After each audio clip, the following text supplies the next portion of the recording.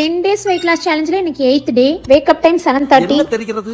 நான் நேத்து தூக்கம் கெட்டதுக்கு எனக்கு gift-ஆ கிடைச்சது ஒரு 600 grams. அதான் நான் எப்போதுமே சொல்லுவேன் தூக்கம் கெட்டா எல்லா பிரச்சனையும் வரும்னு. நான் ஆபீஸ் ஒர்க் இருந்தனால தூங்க லேட் ஆயிருச்சு. நானே ஒரு சோதனை எலியா மாறி வெயிட் இல்லாம வெயிட் கம்மி பண்ணிட்டு இருக்கேன். தூக்கத்தை கெடுத்து வெயிட் எச்சாக்கிறத காட்டுறேன். இந்த மாதிரி ஃபிளெக்சிபிளா உங்களால உட்கார முடியுதுன்னா உங்க பாடி ஹெல்தியா இருக்குன்னு அர்த்தம்னு எங்க மாஸ்டர் சொல்லியிருக்காரு ஒரு 4 இயர்ஸ்க்கு முன்னாடி. அப்ப என் டம்மி பெருசா இருந்தனால பண்ண முடியல. இப்ப வளைஞ்சு நெளிஞ்சு எப்படி வேணாலும் பண்ணிப்பேன். மார்னிங் சியா சீட் ஊற வச்சு குடிச்சிட்டு பிரேக்ஃபாஸ்ட் சாப்பிட்டேன். நான் ஃபேர் ஆவறதுக்கு மெயின் ரீசனான இந்த கேரட் ஜூஸ் தான் குடிச்சிட்டு இருக்கேன் ஃபில்டர் பண்ணாம. பிரேக்ஃபாஸ்ட் முடிச்சிட்டு வர்க் ஸ்டார்ட் பண்ணிட்டேன். நான் பிரேக்ல ஏதோ சாப்பிடாததுக்கு ரீசன் இந்த பிரியாணி தான். ஆனா வெஜ் பிரியாணி.